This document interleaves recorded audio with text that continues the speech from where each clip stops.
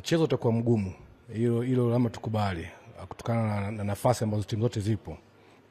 Coastal wako juu nafasi ya 13, Mbeya wapo nafasi ya chini nafasi ya 14.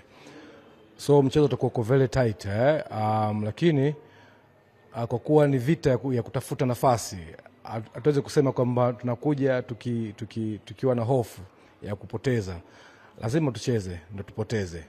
Lazima tutakuwa na mpango ambao unatija ili kuleta matokeo ambayo hata kosi tunatarajia. Haijalishi tuko nyumbani, haijalishi tuko away. Falsafa yetu imekuwa ni kushambulia. So nategemea Mbeya City watakuwa wako tayari kujibu maswali ambayo kosi tutakuwa wanauliza, lakini pia Coastal Union pia tuna mpango kuja kudhibiti ambavyo Mbeya City watakuwa wamejiandaa. So utakuwa mchezo mmoja mzuri sana kuelekea siku ya kesho. La kusalia ligi kuu ni namna ambavyo tuna approach kutoka mechi moja kwenda mechi nyingine.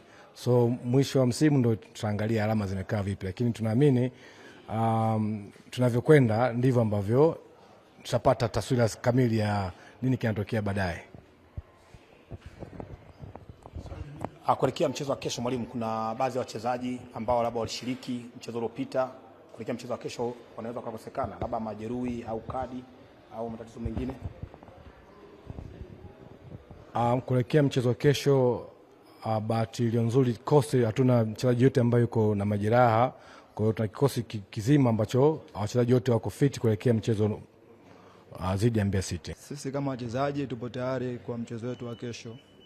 Tunajua kama tuna mchezo mgumu, tena mgumu sana, ila kama sisi wachezaji tayari tushamaliza katika kiwanja cha mazoezi kuja kupambana. Sisi kama wachezaji tumejadili vingi. Mchezo ulioisha ndio ushaisha.